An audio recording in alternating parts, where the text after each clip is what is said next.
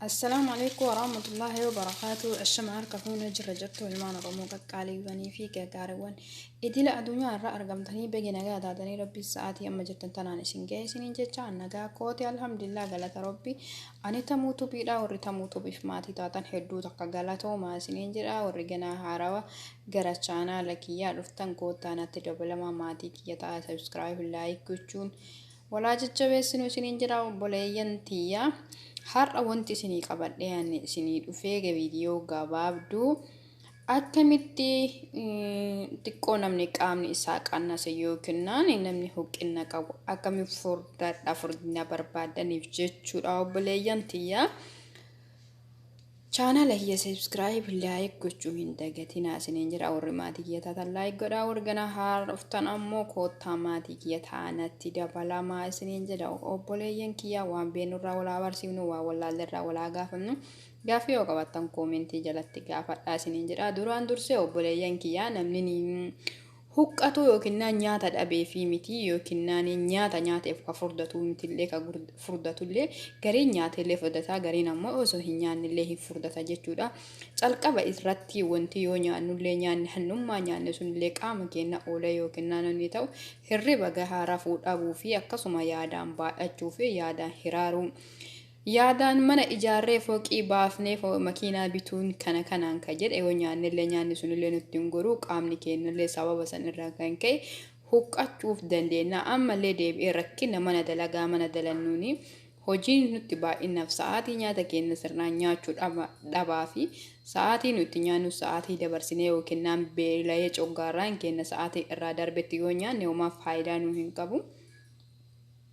Du'a diddaa fi yookiin akkasuma du'uma diddaaf waan nyaannu wayii yoo ta'e malee waan faayidaa nu qabu takka hin qabu jechuudha. Ammas deebinee yaadarraa bilisa ta'uu fi hirriba gahaa rafuun dirqamnutti ta'a obboleeyyan kiyya. Maal nyaannee maaliif furdannaa yookiin amma nama daamii isin keessa jirtanii keessa nyaanni jiraachuu dhabuu danda'a. Hanguma argattanii nyaatan sanuyyuu sa'aatii nyaachuu dhabuu fi akkasuma yaadaan baay'achuu fi hirriba dhabuu fi waan adda addaatiin wal qabatee yoo nyaannillee nyaanni sun qaama keenyatti ooluu dhabuu danda'a jechuudha obboleeyyan tiyyaa. Amma asitti hoo wanti nyaanneetiin wantummaa nyaannee nuuf sifaayee yookiin qaamni keenya dabalamuu jedha. Garuu oduu baay'eellee furdachuu baatanii bareeda. Namni furdate ammoo qal'inaa boo'a ka qal'ate ammoo furdinaa boo'a jechuudha. Alaa kulli haala rabbi keerii haa taasisu. Fakkeenyaaf wanti asitti argaa jirtan kun kubusiidha jechuudha. Kubusa kana namni qixxaa kana namni wallaalee hin jiru.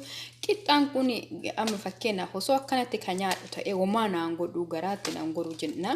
Qixxaan kun haala baay'ee ta'een nama furdisa jechuudha. Haala baay'ee ta'een nama furdisaan yeroo hunda ofii kiyyaa nyaadha.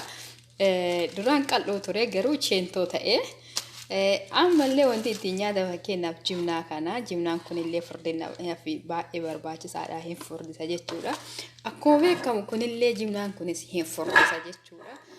Jimnaan kun mi'aayaa garuu baay'isanii yoo dabarsan dhukkuba jilbaatii fi akkas duddaatiif baay'ee nama saaxila nama furdinallee furdinaafillee nama saaxila. Ammallee yoo argamne saamulii yookiin tistii adii jechuudha. Tistii adiin qabu silaa isin argisiisa. Tistii aanmara yookiin qamadii gurraachaata jira inni ammoo rujii nama hanqinaatiif ta'a. Ammallee wanti biraa akkuma beekamu haliim niidoo kana gizee ganama sandawiisha fakkeenyaaf yookiin jimnaa kana waliin yookiin jimnaa kana waliin yoo godhattan isa waliin yoo gootaniiti sandawiisha nyaattan haliiba kana yookiin shaayii daffisuu fi yookiin shaayii waliin yoo shaayii waliin dhugdan haliiba kana bishaan daffistanii bishaan waliin haliiba kana dhuguu dandeettan jechuudha. Damma itti godhattanii akkuma asitti argitan viitaaminii hedduu qaba jechuudha. Haliimni kuni fakkeenyaaf yoo isin dubbisa jedhe viitaamin A qaba, viitaamin D qaba, viitaamin E qaba, viitaamin C qaba, viitaamin B1 qaba, B2 qaba, B3 illee hin qaba, B6 fi akkasuma B12 qaba jechuudha. Viitaaminootaan kabadhaadhame jechuudha. Inni kun haliimni kun jechuudha. Haliimni niidoon kun haliima niidoo kana akkuma beekamu daa'immantu dhugaa daa'imman illee dhugdi namni guddaan illee hin dhuga jechuudha.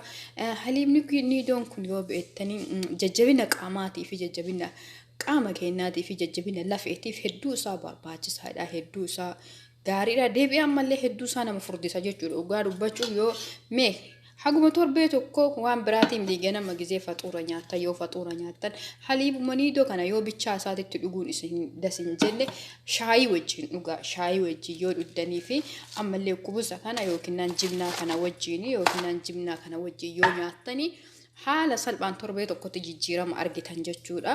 Namni jimnaa kana hin jaalanne ammoo kana wajjin nyaachuu dandeettan. Lakki kanallee hin nyaannu jettan haliibumanii iddoo kana mee shaayii wajjin daffisaati qixxama kana wajjin nyaadhaa jechuudha. Yoo sanii miti damma wajjin nyaachuu dandeettanii qixxaa akkanatti illee nyaachuu dandeettanii. Anuu fi kiyyaa yeroo duraa akkanumatti nyaadhaa ture hedduu isaa kuusii jaaladha. Baay'ee ammoo deebiseetiin furdinaaf na saaxilee jechuudha. Maalirraa furdadhee ka jedhee yoo nama gaafadheetiin jedhu qixxaa nyaattaa waan qixxaa nyaattuuf akkanatti cheentoo taate naan jedhanii akkasii kanaafuu waan ofii kiyyaatti fayyadamee an duraan qal'oo ture deebi'ee furdadhee amma immoo gara qal'ootitti deebi'aa jira jechuudha.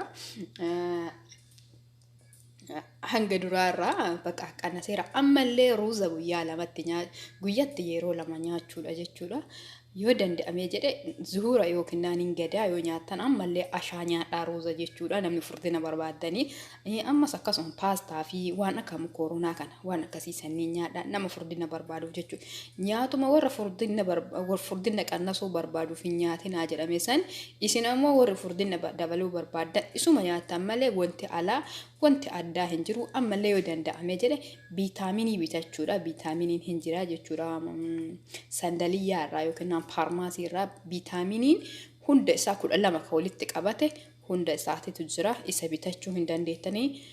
Guddaan illee hin jira, xiqqaan illee hin jira. Akkuma wanni isaatiin suuraa isaa inshallah isiniif kaayaa ammatti na bira hin jiru. Kilaasii warraa keessa hin jira. Kilaasii warraa keessa suuraa isaa kaasee isinii gallakkisuu hin danda'a. Sanii miti sandaliyyaa hidhattanii gaafachuu dandeettanii. Ammallee deebi'ee sararatanyaa waliin dalagurraa viitaaminii san bitattee jira. Harama garmalee qal'oo.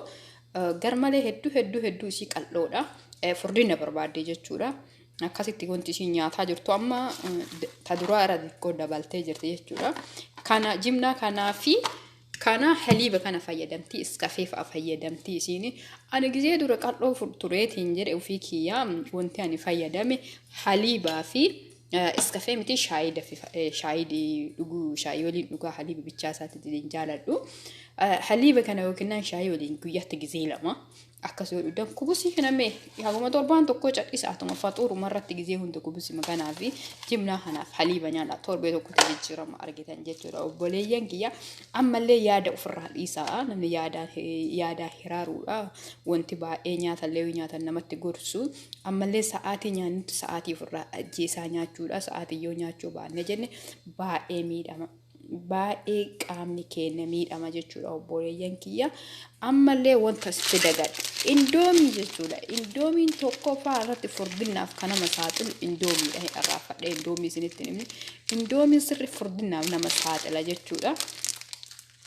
Akkuma argitan kinoo tokkoffaa irratti inni isinitti yoo mul'ate asitti iddoo kanatti jechuudha. Kinoo iddoo kanatti maal jedha barreeffamni isaa tolfaatti jedha furdisaa. Ammallee akkasuma jedha kaarboonhaydireetii fi soodiyeemii fi tolfaat kaarboonhaydireetii suugaraa fi soodiyeemii waan akkasii qaba. Kinoo asirratti yoo ilaaltanii dubbistan kinoo bakka kanatti illee isinitti yoo mul'ate mee isinitti mul'ata laata jedhee asirratti yoo nettan baay'isee furdisaa giraama meeqa giraama 15 giraama 6 fi 100 fi 27 fa'a maagneziyeemii akkas qaba. Waan kana badhaadhee furdinaaf hedduu isaa nama saaxila jechuudha. Indoomii kana yoo cadhistanii isa affeeltanii maraqallee itti gootanii ammoo bilchinna isaa keessa seessisuu qabaatanii jira isaa daftanii wanni irraa baasuun qabdanii sirri affeelame. Indoomii kanallee yoo nyaata bishaan irratti yoo dhudhe indoomiin kun haala salphaan furdinaaf nama saaxila. Nama indoomii kana bichaa nyaateetiin furdateetu jira jechuudha. Nama ija kiyyaan arge jechuudha. Ijoollee wajjin dalannu keessaafuu ijoollee teenya ijoollee Itoophiyaa jechuudha.